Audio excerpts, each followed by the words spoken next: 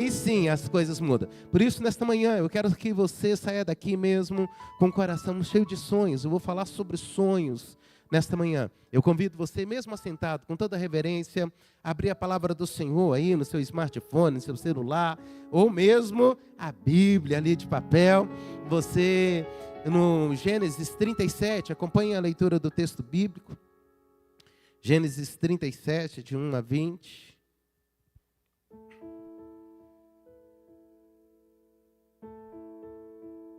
Nos diz assim a palavra do Senhor, Gênesis 37, de 1 a 20. Habitou Jacó na terra das peregrinações de seu pai, na terra de Canaã. Esta é a história de Jacó. Tendo José 17 anos, apacentava os rebanhos com os seus irmãos. Sendo ainda jovem, acompanhava os filhos de Bila e os filhos de Zilpa, mulheres de seu pai, e trazia más notícias deles a seu pai. Ora, Israel amava mais a José que a todos os seus filhos, porque era o filho da sua velhice, e fez-lhe uma túnica talar de mangas compridas. Vendo, pois, seus irmãos que o pai o amava mais que a todos os outros filhos, odiaram-no e já não lhe podia falar pacificamente. Teve José um sonho e o relatou a seus irmãos, por isso o odiaram ainda mais. Pois lhe disse, rogo-vos, ouvi este sonho que tive. Atávamos feixes no campo, e eis que o meu feixe se levantou e ficou em pé, e os vossos feixes o rodeavam, e se inclinavam perante o meu. Então lhe disseram seus irmãos, reinarás com efeito sobre nós? E sobre nós dominarás realmente? E com isso tanto mais o odiavam, por causa dos seus sonhos e de suas palavras. Teve ainda outro sonho, referiu aos seus irmãos, dizendo, sonhei também que o sol, a lua e 11 estrelas se inclinavam perante mim.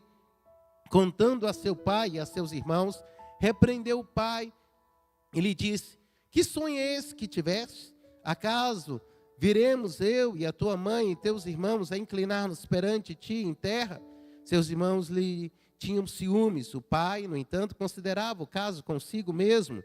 E como foram os irmãos apacentar o rebanho do pai em Siquém, perguntou Israel a José, não apacenta teus irmãos o rebanho em Siquém? Vem, enver-te-ei a eles. Respondeu-lhe José, eis-me aqui. Disse-lhe Israel, vai agora e vê se vão bem teus irmãos e o rebanho, e trazei-me notícias. Assim o enviou do vale de Hebrom, e lhe foi a Siquém. E um homem encontrou a José, que andava errante pelo campo, e lhe perguntou, que procuras? Respondeu, procuro meus irmãos, dizei-me, onde apacentam eles o rebanho? Disse-lhe o homem, foram-se daqui, pois ouvi-os dizer, vamos a Dotã. Então seguiu José atrás dos irmãos e os achou em Dotã. De longe o viram, e antes que chegasse, conspiraram contra ele para o matar, e diziam um ao outro, vem lá o tal sonhador, vinde, pois, agora, matemos e lancemos numa destas cisternas, e diremos, um animal selvagem comeu, e vejamos em que lhe darão os sonhos. Que Deus abençoe nesta manhã a leitura da sua palavra. Eu quero começar afirmando que se você tem sonhos, que se você tem projetos, se você tem objetivos claros recebidos da parte de Deus, você é uma pessoa nobre. Você que sonha, você que projeta, projeta coisas boas, você é uma pessoa nobre. E eu mostro isso na Bíblia, lá no Isaías 32, versículo 8, diz assim, o nobre projeta coisas nobres e por nobres atos perseverará. O nobre projeta coisas nobres e por nobres atos perseverará. E entenda que nobre, porque às vezes a gente tem uma noção, não que seja alguém de uma família real. Nesse contexto aqui, a palavra nobre significa ter liberalidade, ter alguns propósitos no sentido de ser voluntário, de ser generoso, de se dispor a cumprir algo, principalmente no contexto bíblico, de que algo que agrade a Deus, a servir a Deus. Então, se entre os seus projetos, se você está com o coração cheio de desejo de construir algo que vai glorificar o nome do Senhor, eu quero dizer para você, o Espírito do Senhor está sobre a sua vida, te fazendo um homem, uma mulher nobre, porque uma das coisas que o Espírito Santo de Deus faz é dar sonhos. E aí você vai ver isso mais adiante. E a palavra do Senhor nos diz que quando nós entendemos os pensamentos de Deus, a gente vê que Deus tem coisas muito grandes, coisas muito altas para nós. Versículo 11 do capítulo 29 de Jeremias diz: eu sei que pensamentos tenho a respeito de vós, diz o Senhor, pensamentos de paz e não de mal, para vos dar o fim que desejais. Ou seja, Deus tem um pensamento, Deus tem um propósito, Deus tem um plano para essa igreja, para a sua família, para a sua vida, para o seu local de trabalho. Creia nisso, Deus é um Deus que faz planos e estabeleceu algo lindo para nós. E uma definição de sonho que eu posso oferecer a você, com base nesse texto bíblico: sonho é a capacidade de nossa alma de captar, de perceber os anelos de Deus para a nossa vida. Sonhos, capacidade da nossa alma de captar, de perceber os anelos de Deus para a nossa vida. Quando você está sonhando, Deus está colocando, a sua alma percebeu aquilo que Deus tem para você. Porque você pode ter certeza, muitos dos seus sonhos, muitos dos seus projetos, são coisas que Deus está colocando no seu coração. E por isso, nesta manhã, eu quero dizer para você: vai dar certo. Vai dar certo. Você crê nisso, meu irmão? Você crê nisso, minha irmã? Fala para a pessoa que está do seu lado, fala: vai dar certo, vai dar certo. Em nome de Jesus, abra sua boca, profetiza. Esse é um lugar espiritual de você dizer: vai dar certo, esse sonho vai se concretizar. Você crê nisso? Você pode aplaudir a essa verdade, que Deus vai fazer com que dê certo, que essa igreja vai dar certo, a sua família vai dar certo, a sua empresa vai dar certo, mais do que já tem dado, vai dar certo em nome de Jesus. Porque a sua alma captou aquilo que está no coração de Deus. Creia nisso. José captou o que estava no coração de Deus para a vida dele. E às vezes a gente não entende tudo que Deus tem para as nossas vidas. E o meu desejo nesta manhã é que você saia daqui cheio de sonhos.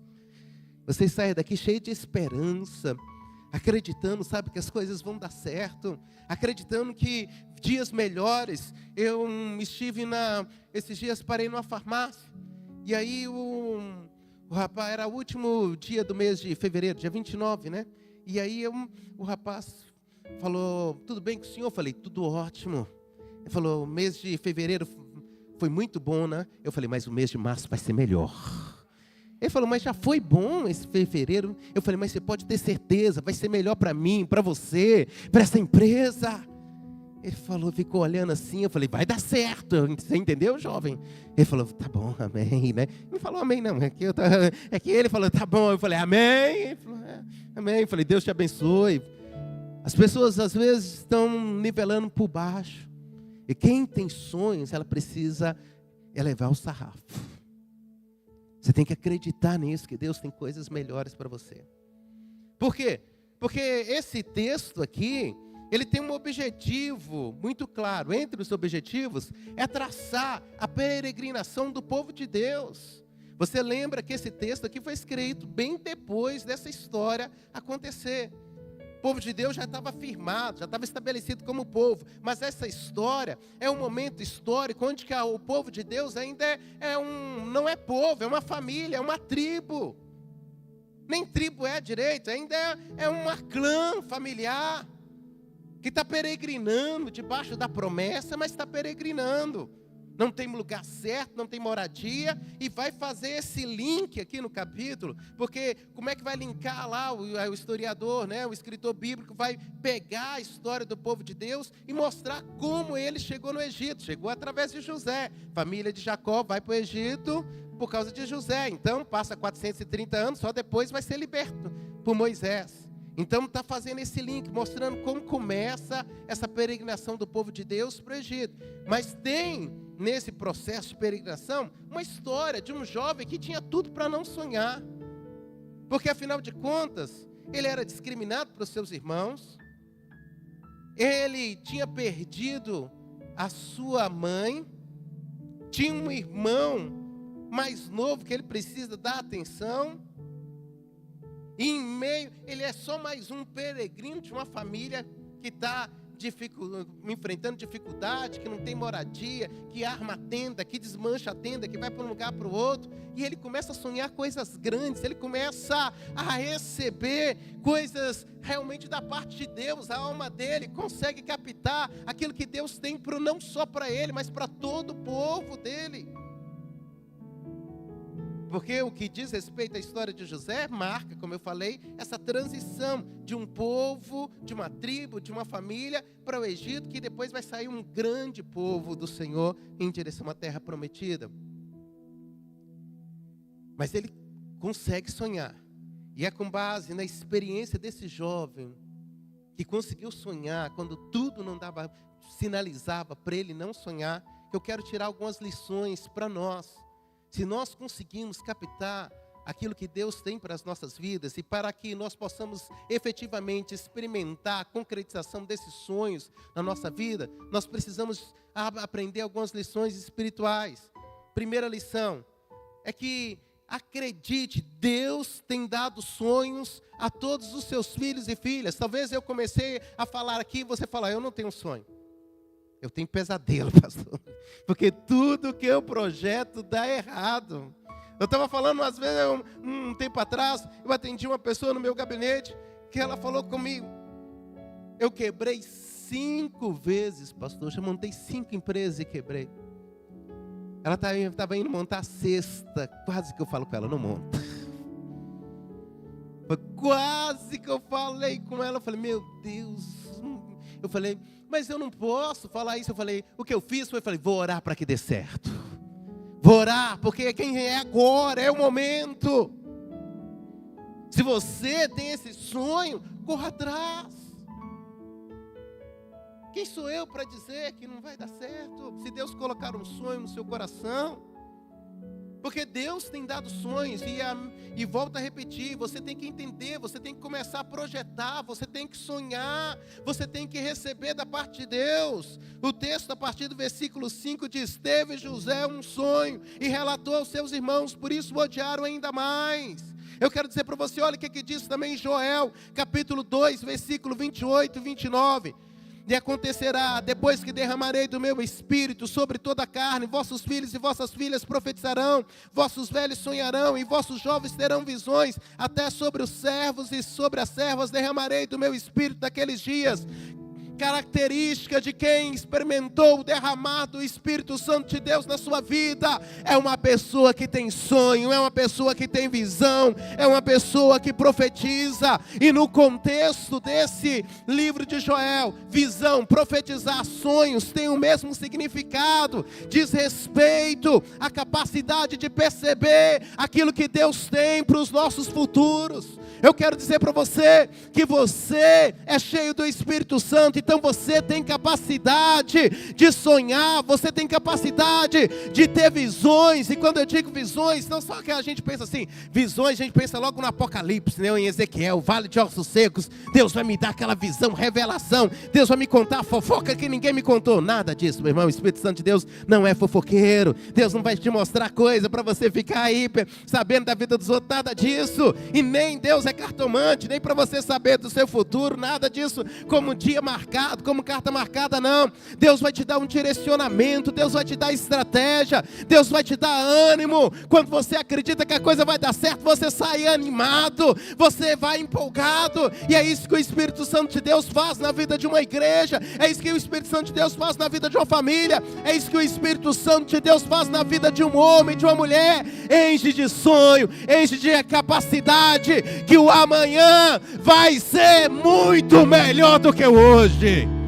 Creia nisso, o nosso amanhã vai ser melhor, o amanhã da sua igreja vai ser melhor, o amanhã da sua família vai ser melhor, o amanhã da cidade de São Paulo, do Brasil, vai ser melhor, porque nós seremos alguém melhor, amém? Porque eu e você, cheio do Espírito Santo de Deus, nós começamos a trabalhar na construção de um futuro melhor. Nós construímos um mundo melhor. Homens e mulheres de Deus tiveram sonhos. Os profetas sonharam. O próprio Jacó, pai de José, sonhou. Salomão sonhou, né? E foi em sonho que ele recebeu sabedoria. Nabucodonosor sonhou, foi em sonho que ele entendeu que a mão de Deus ia dar um tranco nele. José, o pai de Jesus, sonhou. E muitos outros servos e servas de Deus sonharam na história bíblica. E você pode começar a sonhar, entender o que Deus tem para a sua vida nesta manhã. Sabe, um sonho que marcou a minha história, e eu acho que foi um divisor da minha vida, acho não, né? Foi um divisor da minha vida ministerial, daquilo que Deus tinha para mim. Quando logo que eu aceitei Jesus, né, comecei a caminhada na igreja metodista, mas eu lembro que um momento, aquela questão jovem, né, 15, 16, 17 anos ali, nesse momento de 17, conversão mesmo, firmando, caminhando, participando do conjunto de jovens na igreja, mas de repente a gente jogava muito, né? Eu era levantador na época, ainda dava para ser uns levantadores baixinhos, né? Para quase 1,80 m, levantador, saía todo final de semana jogando, aquele negócio, treinava no clube, e daí a pouco comecei a esfriar na fé, e eu lembro que eu fui para o aniversário de uma amiga de 15 anos, hoje esposa de uma pessoa que eu ganhei para Jesus e que é pastor, né? E eu lembro que terminou o aniversário, a gente saiu, fomos comer um negócio lá, um mexidão, uma noite lá, que negócio, o pneu do carro furou, da Kombi lá, fomos trocar, aí eu fui para casa. Final, isso umas 2, 3 horas da manhã, eu fui para casa, dormi, deitei.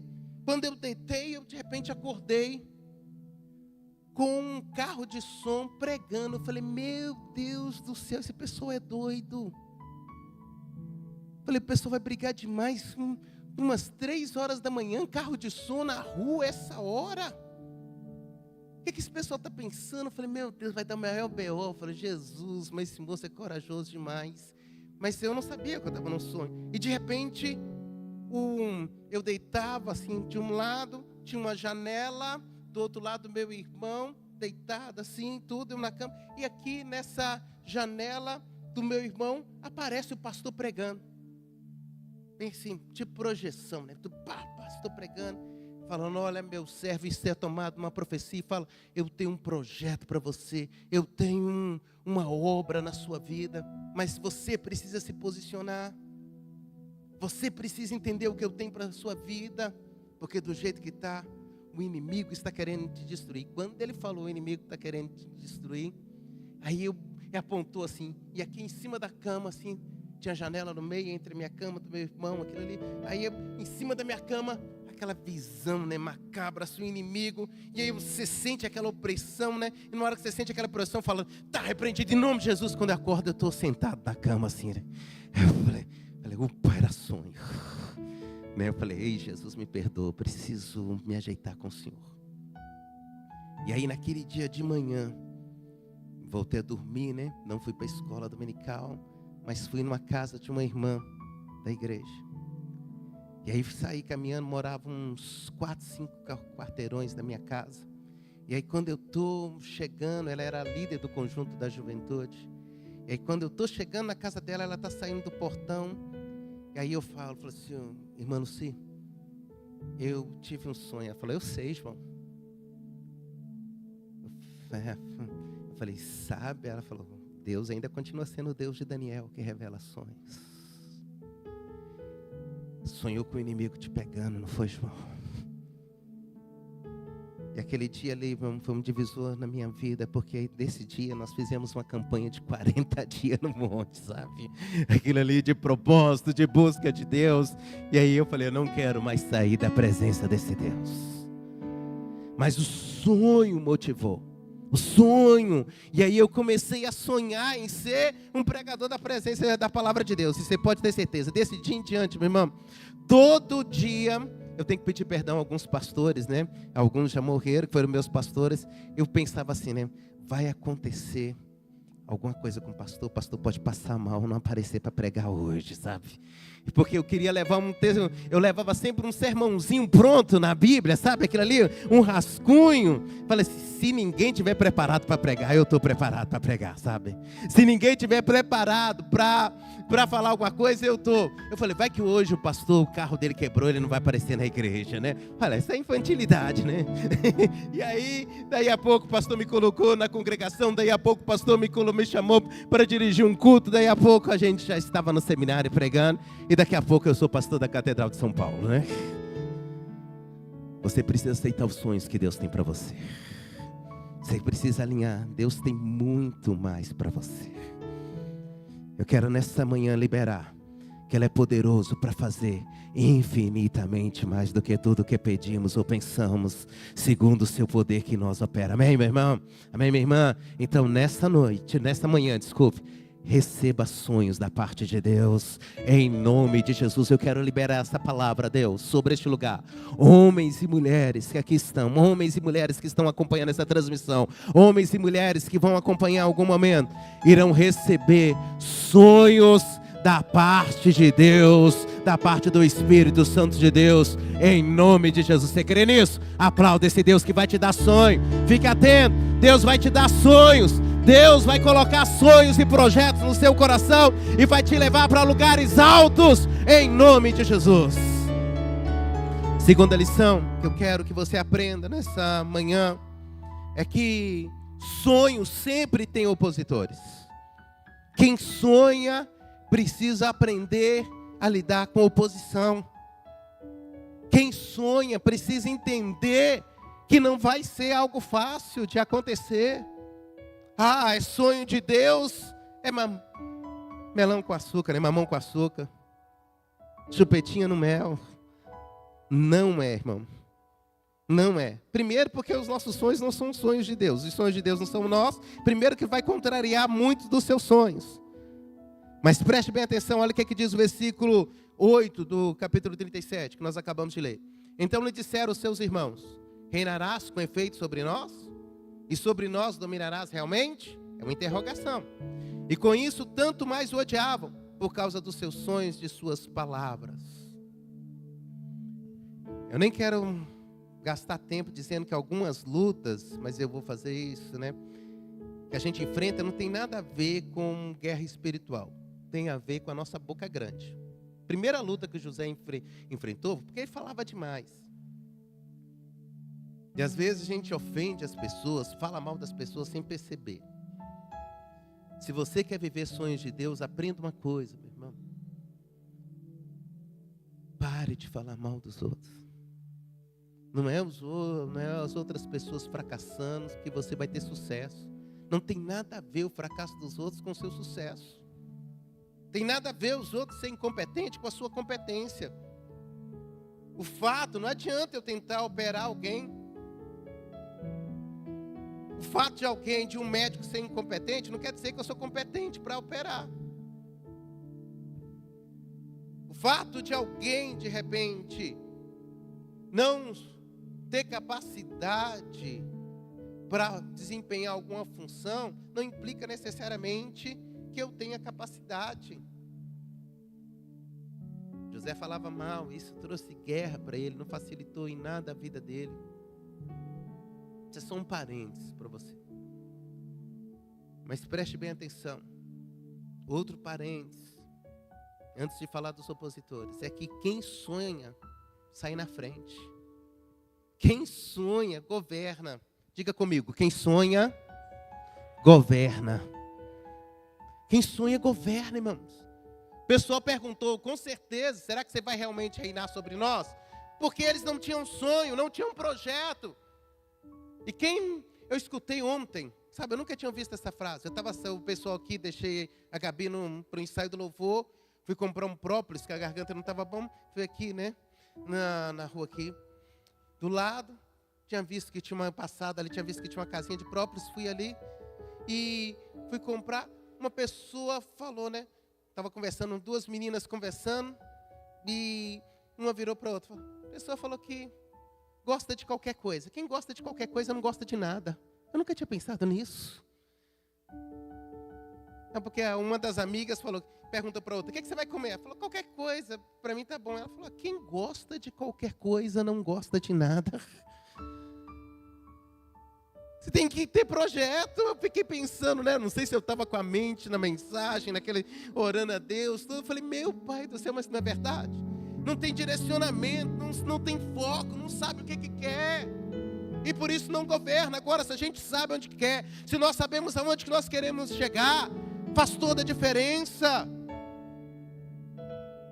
Mas quando você tem um direcionamento, aí você tem oposição, porque você não pode perder a linha, você não pode perder o foco. Agora, quando você não tem, se surge uma barreira, você dá a volta. Se surge um retorno, você retorna. Não. Primeira oposição, você tem que entender quando você tem sonho. Tipo de opositores que nós enfrentamos. Aqueles que não fazem por maldade, mas inconscientemente são usados para nos desmotivar. Foi como o pai de José, ele não fez por maldade. Jacó, olha o versículo 10. Contou a seu pai e a seus irmãos, repreendeu o pai e lhe disse, que sonho é esse que tiveste? Acaso viremos eu e tua mãe e teus irmãos a inclinar-nos perante ti em terra? Jacó não fez por mal, deixa eu falar com você. Tem gente que você vai contar sonho e vai falar, não vai dar certo não. Aí você vai pensar, não, é usado, é o capeta falando, não é não, meu. Pessoa é contra mim, não é não. Porque nem tudo, você tem que esperar o tempo, tem coisa que não adianta você querer compartilhar com as pessoas. Tem coisa que não adianta você explicar, a pessoa não está na mesma vibe, se eu posso dizer assim. Não está naquela mesma pegada, não está entendendo o que Deus tem para você. Tem coisas que Deus vai dizer só para você. E não queira forçar ninguém a entender não. Com o passar do tempo, com o seu testemunho, com a sua empolgação, com o seu discurso alinhado, a sua coerência de vida. Isso vai persuadir as pessoas a acreditarem no seu sonho, acreditar que realmente tinham razão, você tinha razão, mas até que Deus comunique com a pessoa aquilo que comunicou o seu coração, leva tempo. Então tenha paciência com as pessoas, peça a Deus para que elas possam receber também, entenda. Então não adianta querer forçar as pessoas a entenderem aquilo que Deus colocou no seu coração. Espere, trabalhe, mas dê tempo às pessoas também. Outro tipo de opositores são aqueles que conspiram mesmo contra nós. Diz o texto bíblico, de longe viram, antes que chegasse, conspiraram contra ele para matar. Tem gente que quando você fala de um sonho, e geralmente quem não sonha é incomodado, irmãos, porque quem sonha? Pessoa para baixo, quando vê as pessoas alegres, ela fala, meu Deus, você precisa disso tudo? Gente empolgada. Ontem nós estávamos aqui no café de intercessores, né? O bispo falou, mas o bispo somos extremamente amigos. E somos companheiros de oração, tudo. Oramos pelo telefone. E não é de hoje, sabe? O bispo Marcos ainda era pastor aqui na catedral. Ele me ligou uma vez, eu estava na Marginal Pinheiros, em frente àquele extra da Marginal Pinheiros, eu parei o carro. E ele falou comigo, João, estou ligando só para saber como você está. Só para dizer que eu estou orando nesta manhã para você. E quantas vezes eu estou no monte, quantas vezes, não é de agora não. Desde que a gente está no discipulado, isso já tem mais de 10 anos juntos, né? A gente tinha um grupo de discipulado, e quando ele mudou, saiu daqui e foi para Santa Mara, eu convidei para estar conosco lá, ele entrou. E aí a gente ora, intercede um por outro, guardando a vida um do outro. Porque sabemos que tem luta, tem pessoas que a gente precisa guardar em oração. E nem sempre, porque toda hora tem alguém conspirando contra a gente. E ontem ele falava no café, foi aí que eu dei esse gancho. Ele falou, esse é o jeito do pastor João orar, o meu é um outro jeito. Mas isso não significa que a gente é diferente, no sentido de um é mais espiritual do que o outro, não tem nada a ver.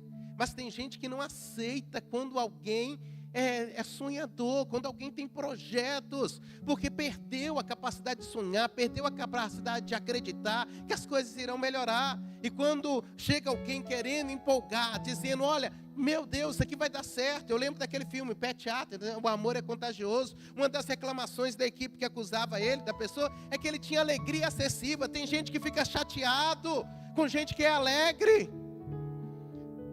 Filipenses, naquele livro Maravilhosa Graça, ele conta uma história que uma mãe estava com um filho, e o filho estava na igreja, sabe? E o filho estava sorrindo. E o filho sorria. A mãe olhou para o menino e falou, para de sorrir. E deu aquele beliscão no menino, né?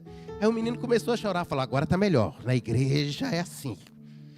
Eu falei, e às vezes a gente vem para a igreja, esquece que aqui é um lugar de empolgação, meu irmão. Aqui é um lugar da gente chorar, de colocar as nossas dores. Mas aqui é um lugar de você falar, Deus, eu estou tendo um sonho. Não é lugar para ninguém matar o sonho, não. Você fala, pastor, eu sonhei que a gente está com um projeto missionário ali na Praça da Sé. Eu sonhei que o ministério de diaconia atendia muitas pessoas. Eu sonhei que o ministério de expansão missionária atingia os 4 cantos dessa terra. Eu vou dizer para você, conte comigo, conte com a minha oração, conte com a minha disposição. Igreja não é lugar para a gente conspirar contra ações da parte de Deus, não. É lugar para a gente motivar. Ainda que tenha algumas guerras, pode ter certeza, maior é aquele que está com você do que aquele que é contra você, do que aquele que está no mundo.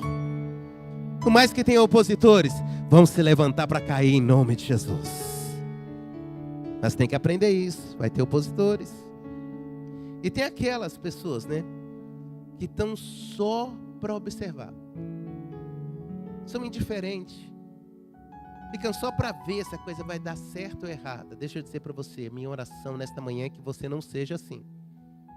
Você fala, eu não estou contra ninguém, mas eu também não estou a favor de ninguém. Você conhece aquela história do muro? Né? Você já deve ter visto isso. Diz que tinha no meio assim, tinha Deus de um lado e Satanás de outro. E as pessoas andando no muro.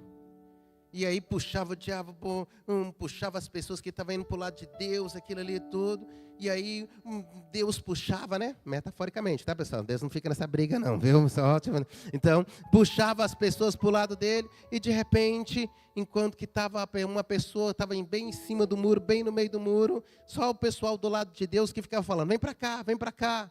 E o diabo ficava quieto, o diabo ficava quieto. Aí alguém perguntou, falou, por que você está quieto? A pessoa está em cima do muro ali, de repente vai cair para o lado de Deus. Ele falou, não, porque o muro é meu. Se está no muro, está do meu lado. Eu vou me preocupar quando ele for para o outro lado lá. Agora, se está no muro, está do meu lado. Deixa eu dizer para você, se você não está sonhando, e se você não está indo contra sonho de ninguém, não fique satisfeito não. Se você está no muro, toma cuidado, tá ok? Você tem que sonhar. Você não pode ficar só na expectativa de ver como as coisas vão se desenrolar, não. Comece a sonhar em nome de Jesus. Comece a buscar projetos da parte de Deus para este lugar em nome de Jesus. Mas entenda uma coisa muito importante que eu quero nesta manhã, à luz dessa questão, quando você lidar com oposição. O que o Efésios diz? Que a nossa guerra não é contra a carne ou sangue. A minha guerra não é contra ninguém, não. Minha guerra não é contra o César, não é contra o Antônio. Minha guerra não é contra pessoas, irmãos. Quando você encontrar, ainda que alguém se oponha diretamente ao seu sonho, ainda que alguém diga assim, pode ter certeza, eu vou trabalhar, Heber, para que o seu CD não dê certo, para que o seu lançamento das suas músicas, né, não dê certo. CD ninguém usa mais, né? Não. Entenda, a nossa guerra não é contra carne ou sangue. Não foque nas pessoas, não, meu irmão. Busque. É por isso que o apóstolo Paulo vai dizer que as armas da nossa milícia não são carnais, mas poderosas em Deus, para destruir fortalezas e sofisma e toda altivez que se levanta contra o conhecimento de Deus. E você que está sentindo algum nível de oposição aos sonhos que Deus tem contra a sua vida, receba essa palavra que eu quero liberar sobre a sua vida nesta manhã. Está lá em Isaías 54:17. Toda arma forjada contra ti não prosperará. Toda língua que ousar contra ti em juízo, tu a condenará. Esta é a herança dos servos do Senhor e o seu direito que de mim procede, diz o Senhor. Toda arma preparada contra os sonhos de Deus para a sua vida não vai prosperar. Eu declaro isso na autoridade do nome de Jesus. Eu declaro que o Jeová Jireh, o Deus provedor, o Jeová Sabaote, o Senhor da guerra, Ele está aí na sua frente e vai pelejar por você e vai te dar vitória na autoridade do nome do Senhor Jesus. Amém, meu irmão? Amém, minha irmã? Vai dar certo sim, ainda que tenha opositores, ainda que tenha guerra, porque do Senhor é a guerra. Ele é o Senhor dos exércitos. Creia nisso, em nome de Jesus. Agora preste atenção. Outra lição espiritual: ajuda humana é insuficiente. Ajuda humana é insuficiente. Ajuda humana é insuficiente para promover a concretização dos nossos sonhos. Versículo 21 e 22 diz assim, em continuação do texto: mas Rúben, ouvindo isto, livrou-os das mãos dele e disse: não lhe tiremos a vida. Também lhe disse Rúben: não derramareis sangue, lançai-o nesta cisterna que está no deserto, e não ponhais mão sobre ele. Isso disse para o livrar deles, a fim de o restituir ao pai. Só que quando Rúben volta, Rúben teve um irmão mais velho, né? Falou: não, vou guardar esse menino aqui, para que o pessoal está tentando matar os sonhos dele, mas eu vou ajudar. Rúben não teve condição de guardar, sabe? Quem guardou José foi o Senhor, que mesmo que depois que ele entrou na cisterna, mesmo depois que ele foi vendido para a casa de Potifar, mesmo depois que ele foi parar na cadeia, cuidou dele. Não foi o Rúben, não foi o irmão mais velho. Eu quero dizer para você que não estou negligenciando nenhum nível de preparo.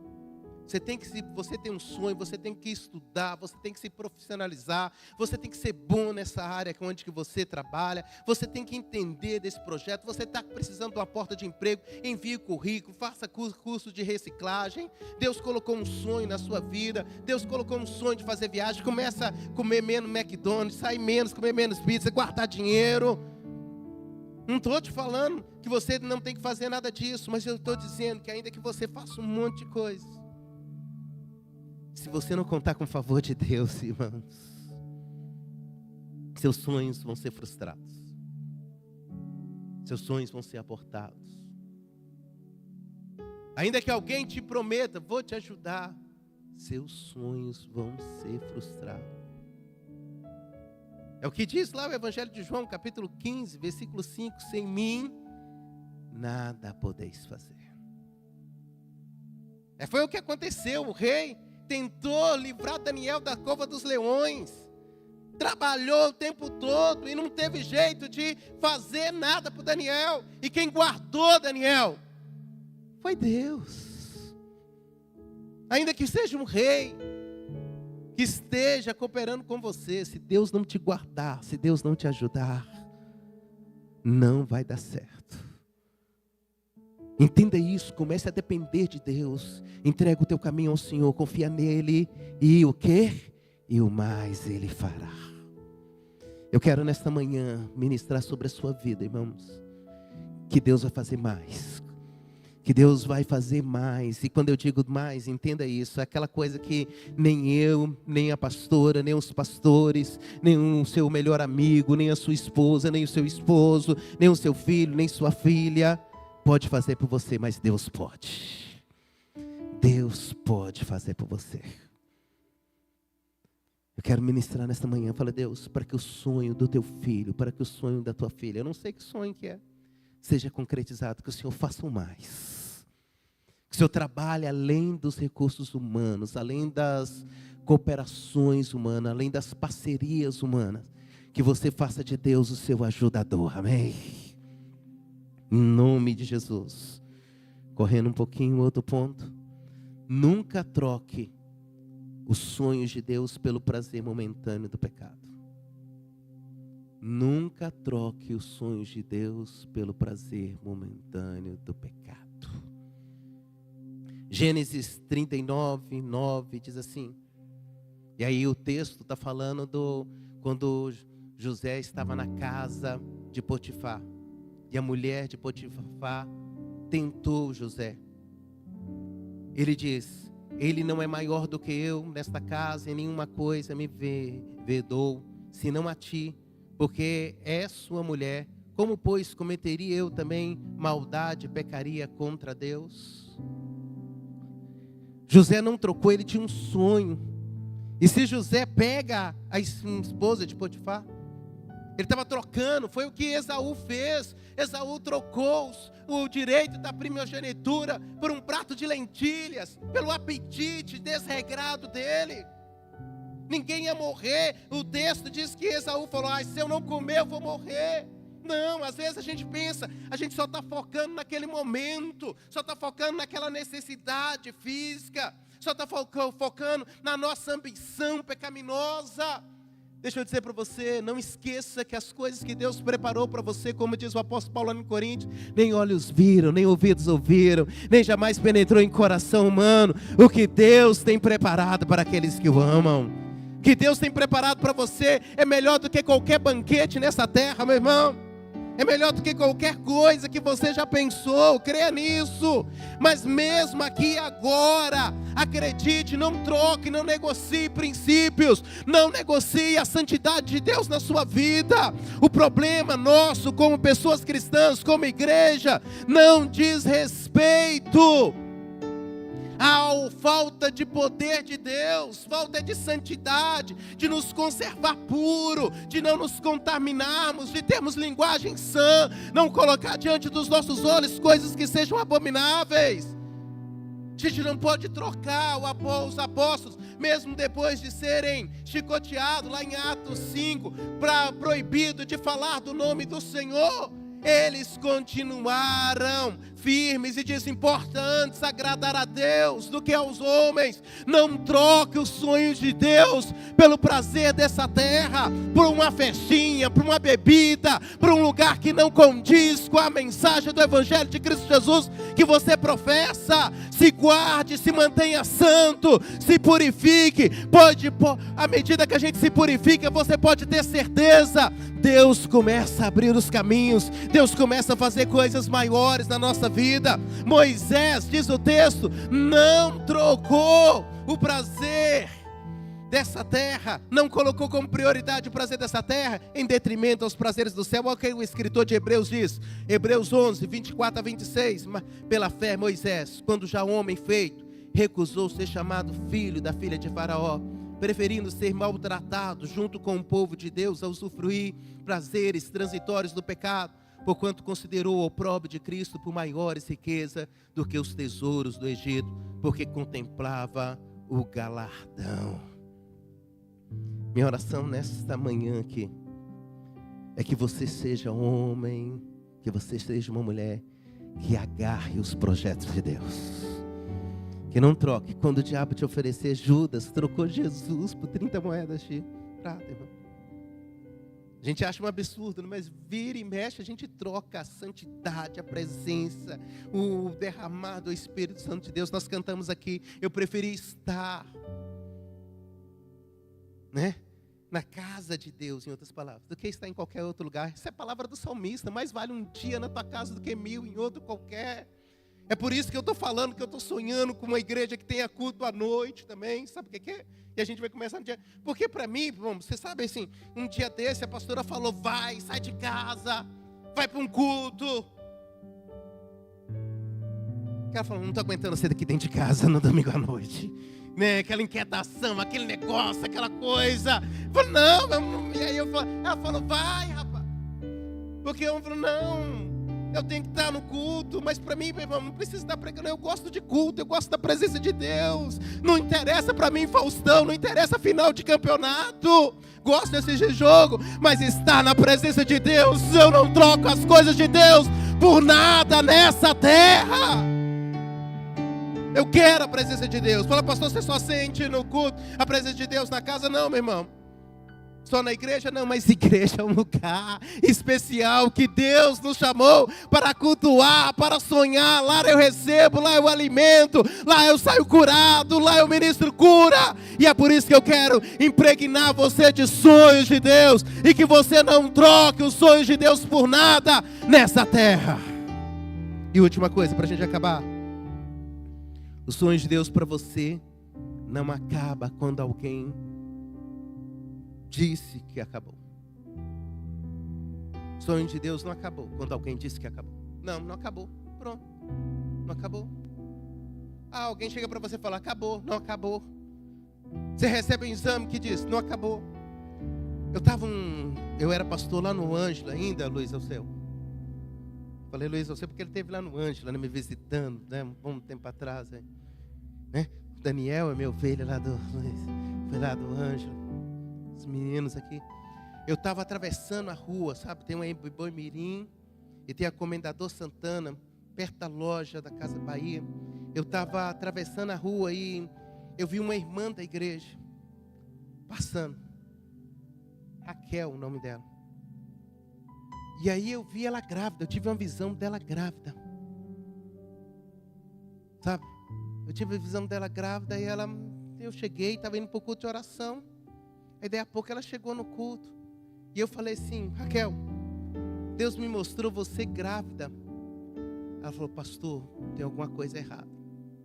Eu falei: por quê? Ela falou assim: porque eu peguei o exame hoje à tarde. Eu falei com ela: quando eu vi você atravessando a rua ali, eu vi você grávida.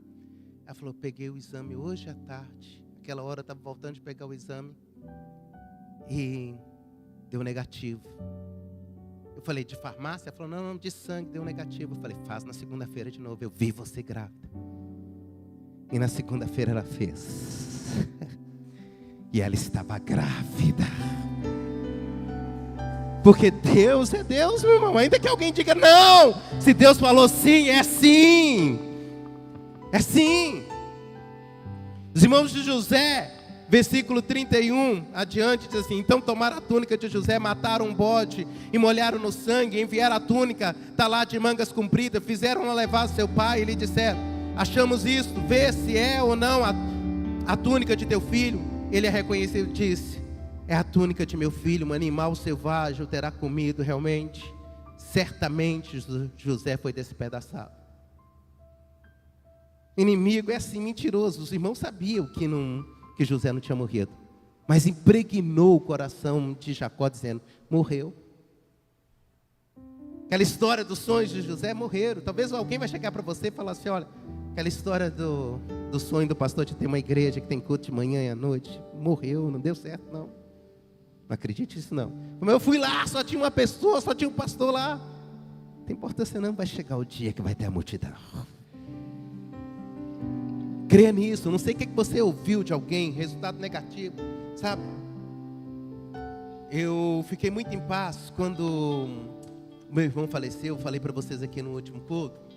Porque assim, quando eu estava aqui em 97, eu recebi uma notícia de que ele tinha acidentado dentro de uma lavra de pedras preciosas e tinha tido um traumatismo craniano e não estava com previsão de escapar.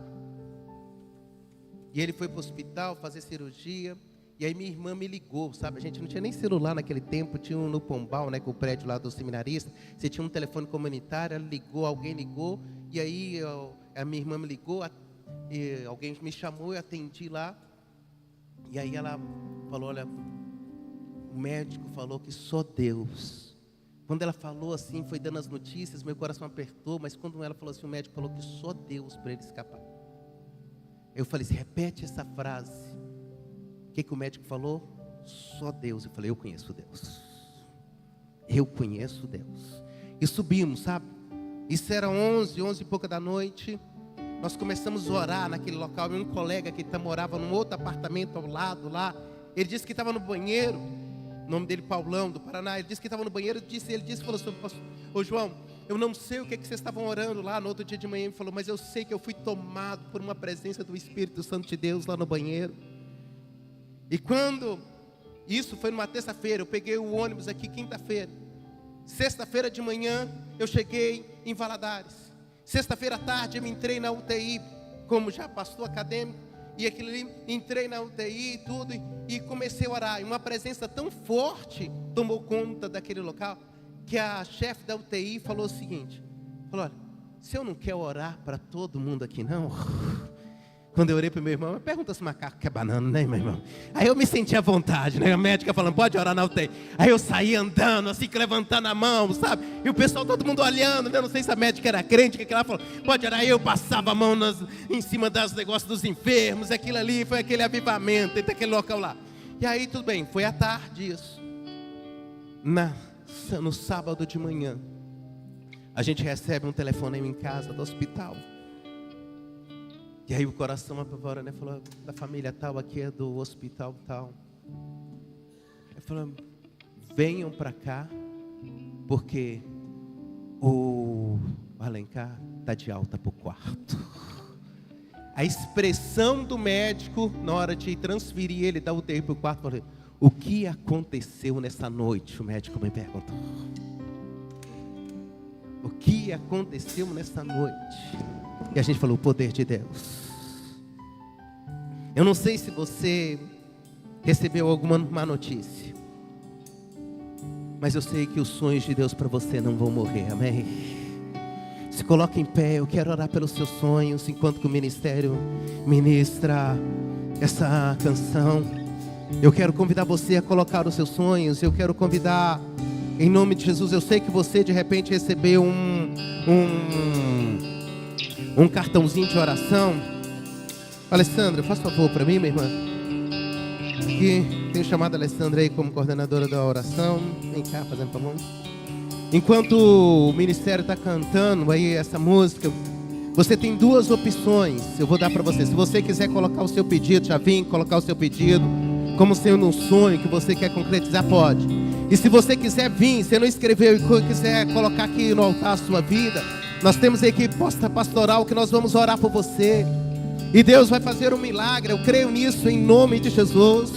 Eu creio que Deus vai te visitar em nome de Jesus, amém? Nesta manhã, eu quero convidar você em nome de Jesus. Enquanto nós estamos aqui a cantar, sai do seu lugar se você deseja uma oração, ou se você quer colocar o seu pedido, volta para o seu lugar também, fica à vontade. Mas você tem liberdade, amém? Aleluia. Aleluia.